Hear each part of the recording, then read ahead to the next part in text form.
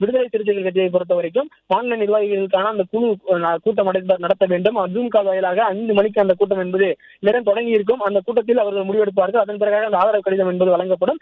நாளை காலை என்ன நிலைப்பாடு என்பதை திருமாவளவன் அறிவித்திருப்பதாக சொல்லியிருந்தார். ஆனால் இன்று மாலையே அதற்கான கடிதம் தயாராகி கொண்டிருப்பதாக ஒரு தகவல் என்பதும் கிடைத்திருந்தது. விடுதலை சிறுத்தைகள் கட்சியை பொறுத்த வரைக்கும் திருமாவளவன் இன்று ஏவா வேலுவை சந்தித்திருந்தார். ஏவா வேலுவை சந்திக்கும் பொழுது விசிகாவினுடைய நிலைப்பாடு என்னவாக இருக்கிறது என்பதை அவரிடம் சொல்லி திமுக தலைமையிடம் தெரிவிக்கும்படி அவர் அறிவுறுத்தலை வழங்கி இருப்பதாகவும் ஒரு தகவல் வெளியாகி இருந்தது. அந்த சந்திப்பு முடிந்த பிறகாக திருமாவளவன் டி நகரில் இருக்கக்கூடிய ஒரு தனியார் நட்சத்திரத்தை விடுவிக் கொண்டிருந்தார்.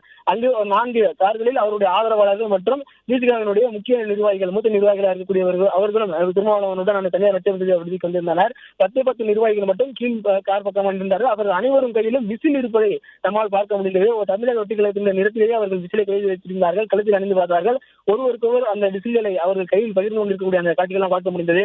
தற்போது வரைக்கும் விடுதலை சிறுத்தைகள் கட்சியும் தமிழக வெற்றிகளுக்கான ஆதரவை ஓரளவுக்கு உறுதி செய்திருக்கிறது. ஆனால் அவர்கள் இன்னும் அதிகாரப்பூர்வமாக அறிவிக்கவில்லை. ஜூம் கால் வாயிலாக மாநில நிர்வாகிகளிடம் அவர் பேசியதன் பிறகு அந்த அறிவிப்பு வெளியாகும் சொல்லப்பட்டிருக்கிறது. 5:30 மணிக்கு பிறகாக மார்க்சிஸ்ட் கம்யூனிஸ்ட், இந்திய கம்யூனிஸ்ட், விடுதலை சிறுத்தைகள் கட்சியினர் 3 இணைந்து ஒன்றாக செய்தியாளர்களை சந்திப்பதற்கான வாய்ப்புகள் இருப்பதாக சொல்லப்பட்டிருக்கிறது. ஆளுநர் மாளிகைக்கு சென்ற பின் விஜய் இந்த 3 கட்சியினுடைய தலைவர்களையும் சந்திக்க இருப்பதாகவும் ஒரு தகவல் சொல்லப்பட்டிருக்கிறது. ஆனால் இது எதுவும் உறுதிப்படுத்தப்படவில்லை. ஆனால் தற்போது உறுதிப்படுத்தப்பட்டிருப்பது விஜய்க்கு ஆட்சி அமைப்பது தேவையாக இன்னும் 2 எம்எல்ஏக்களுடைய ஆதரவு மட்டுமே தேவை.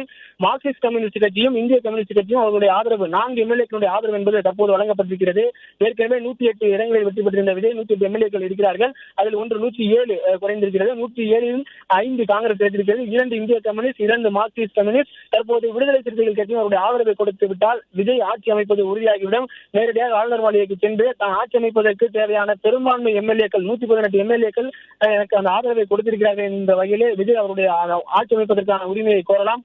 அதன் பிறகு ஆளுநர் உடனடியாக அழைப்பு விட்டுதான் ஆக வேண்டும் என்ற ஒரு சூழல் உருவாகும். ஆளுநரை பொறுத்த வரைக்கும் அவர் 2 விதமாக அவர் ஆட்சி பதவி பிரமாணம் செய்து வைக்கலாம் என்று இதற்கு முன் சொல்லப்பட்டிருந்தது. அதாவது தனிப்பெரும்பான்மையில் இருக்கக்கூடிய கட்சி, அதாவது தேர்தலில் அதிக இடங்களில் வெற்றி பெற்ற கட்சி, நாங்கள் அதிக இடங்களில் வெற்றி பெற்றிருக்கிறோம் என்ற வகையில் அவருக்கு பதவி பிரமாணம் செய்து வைப்பார்கள்.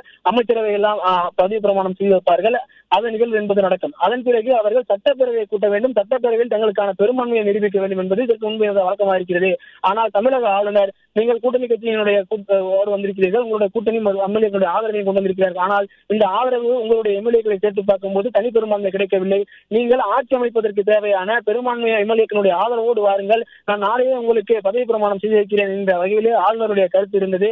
கிட்டத்தட்ட 2 முறை தமிழக வெற்றி கழகத்தினுடைய தலைவர் விஜய் ஆளுநரை சந்தித்திருந்தார். 3வது முறையாக இன்று செல்ல இருப்பதாக ஒரு தகவல் என்பதும் வெளியாகிருக்கிறது. தற்போது வரைக்கும் விஜய் 108 இடங்களில் இருக்கிறது, 5 இடங்களில் காங்கிரஸ் இருக்கிறது, கூடுதலாக 4 இடங்களில் இந்திய கம்யூனிஸ்ட், மார்க்சிஸ்ட் கம்யூனிஸ்ட் ஆகிய 2 கட்சிகள் அவர்களுடைய ஆதரவை தெரிவித்திருக்கிறார்கள். விடுதலை சிறுத்தைகள் கட்சியும் இன்னும் சட்ட நேரத்தில் அவர்களுடைய நிலைப்பாட்டை தெரிவிக்கப்படுகிறார்கள்.